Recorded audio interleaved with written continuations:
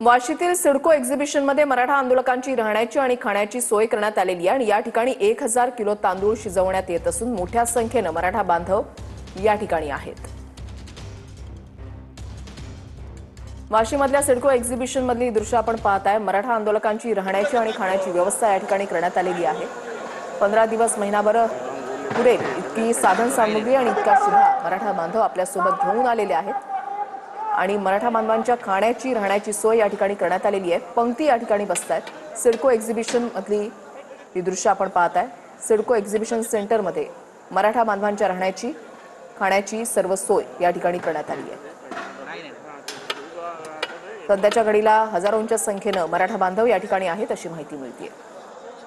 मराठा समाजाला आरक्षण मिळावं यासाठी मनोज जरांगे पाटील हे उपोषणाला बसलेले आहेत व मराठा समाजाला आरक्षण तसेच विविध मागण्यासाठी ते सध्या उपोषणाला आझाद मैदान या ठिकाणी बसलेले आहेत।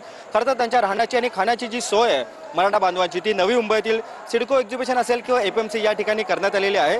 मी सध्या नवी मुंबईतील सिडको एक्झिबिशन वाशी या ठिकाणी आहे। आपण पाहू शकतो की काही वेळापूर्वी या ठिकाणी आपण पाहतो की 1000 किलो खिचडी या ठिकाणी सध्या तयार केली जाते। मराठा सकल समाजाकडून देखील यांना काही प्रमाणात धान्य देखील देण्यात येत आहे। आपण पाहतो की या ठिकाणी बाजूला सध्या संध्याकाळ झालेला आहे आणि संध्याकाळसाठी या मराठा बांधवांसाठी सध्या चहा देखील करण्यात आलेला आहे। आपण पाहतो की या ज्या खिचडी भातामध्ये आपण पाहतो की वांगा असेल, कांदा असेल, असे विविध जे मसालेयुक्त हा सध्या खिचडी भात या ठिकाणी सध्या करण्यात आलेला आहे।